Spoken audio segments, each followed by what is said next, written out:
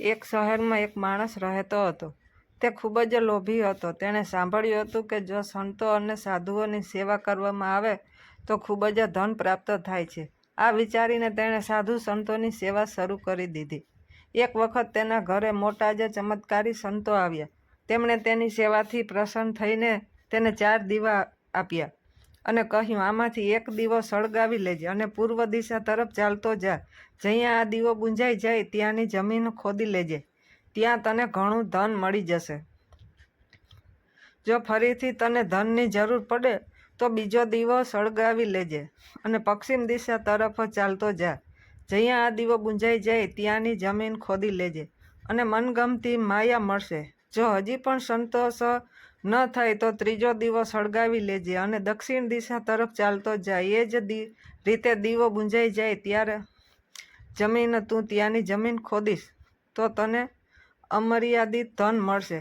પછી તારી પાસે ફક્ત એક દીવો બચી જશે અને એક જ દિશા બાકી રહેશે. તે આ દીવો સળગાવવાનો નથી અને ના તો તેને ઉત્તર દિશા તરફ લઈ જવાનો છે.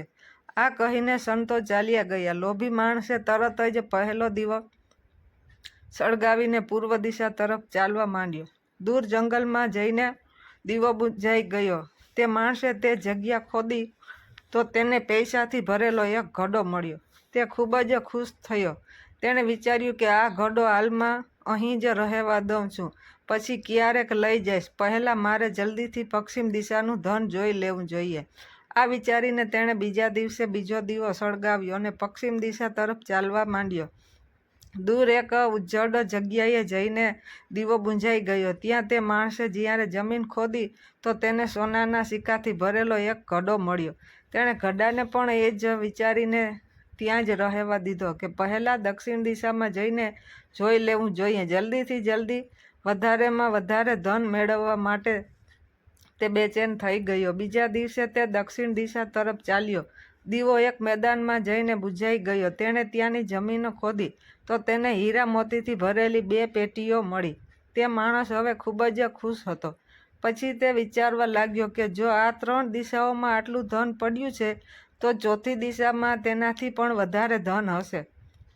પછી તેના મનમાં વિચાર આવ્યો કે સંતે તેને ચોથી દિશા તરફ જવા માટે ના પાડી છે. બીજા જ ક્ષણે તેના મનમાં આવ્યું, કદાચ ઉત્તર દિશાની સંપત્તિ સંત પોતાના માટે રાખવા માંગતા હોય.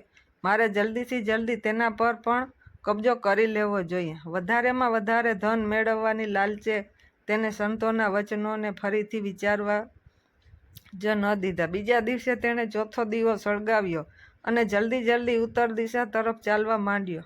દૂર આગળ એક મહેલ પાસે જઈને દીવો બુંજાઈ ગયો. મહેલનો દરવાજો બંધ હતો. તેણે દરવાજાને ધક્કો માર્યો તો દરવાજો ખુલી ગયો. તે ખૂબ જ ખુશ થયો. તેણે મનમાં વિચાર્યું કે આ મહેલ તેના માટે જ છે. તે હવે 3 દિશાઓની સંપત્તિને પણ અહીં લાવીને રાખશે અને મોજ મજા કરશે. તે માણસ મહેલના એક ઓરડામાં ગયો. કોઈ ઓરડો હીરા મોતીથી ભરેલો હતો. કોઈ ઓરડામાં સોનાના કિંમતી આભૂષણો ભરેલા હતા.